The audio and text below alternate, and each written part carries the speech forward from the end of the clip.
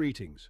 This is Professor Harishchandra Higginsbottom transmitting from the archives of the WAPE, year 9595, across the space-time synchrony, where all moments coexist.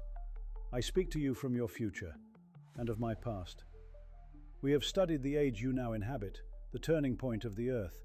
What follows is a recovered record, one of many chronicles that speak of the world as it was and what it might still become. The people of the WAPE call it Antaum Muschek Chim, the time before came time. But to us scholars, it marks a definitive rupture in planetary history.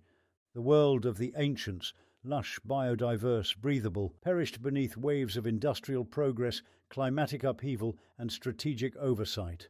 The ancients called it global warming, but the term, while technically accurate, fails to capture the tangled tapestry of planetary trauma. Among the earliest signs was the superheating of the globe, a runaway cascade of rising temperatures. The oceans simmered, the glaciers wept. Storms, the Monstrato Corps, in its wisdom, rebranded this apocalypse as climate opportunity. That is, an opportunity to increase profits on a scale never before seen. New technologies were developed that enabled humans to survive in a superheated environment and which the Monstrato Corporation was able to exploit as new markets for its products.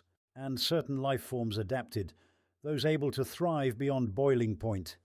Others became a line item loss. They called it the sixth extinction, though really, who was counting by then?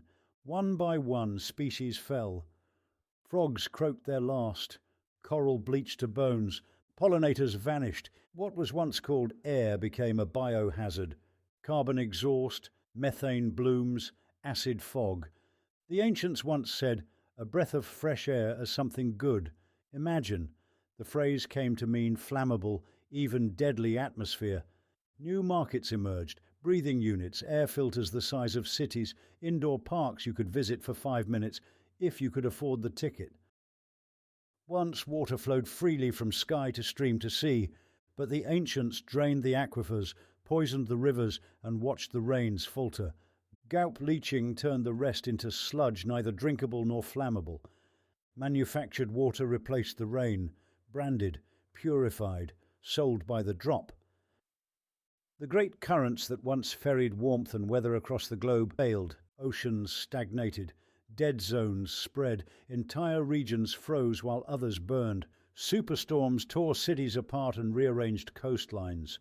Nature's red pen correcting human error. They came with names: Katrina, Haiyan, Medea, each stronger than the last. The melting of ancient permafrost, that great icy vault of forgotten viruses, released pathogens long dormant.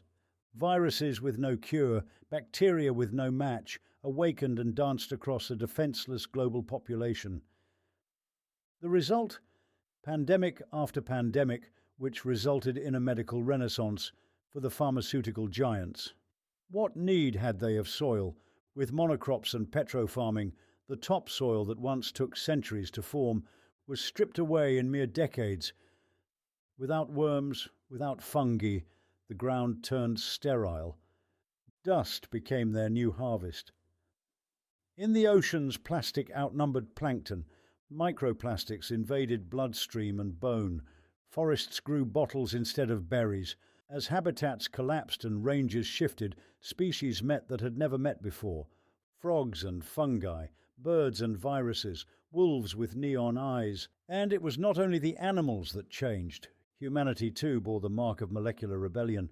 Among the most infamous of the post-collapse pathogens was the ZIS virus, a neuroadaptive retrovirus that passed through insect vectors swarming out of tropical jungles and contaminating water, air, blood, and breath. The infected did not perish, at least not immediately.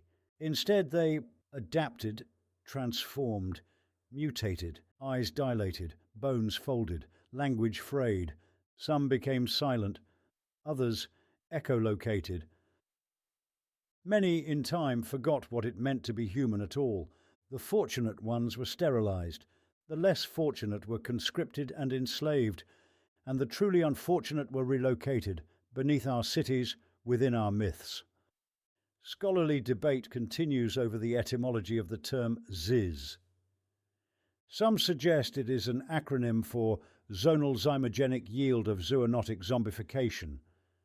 Others argue that it was merely the last unused entry in an ancient digital virus database, and then there was smog, thick, greasy, clinging, where the air would clog your throat and choke you.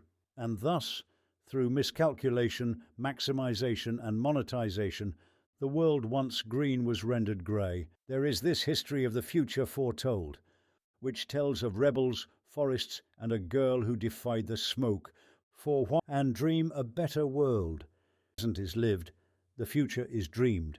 So, I send this message: seek out The Girl Who Rode the Unihorn, Volume 1 of the Chronicles of the Future Foretold.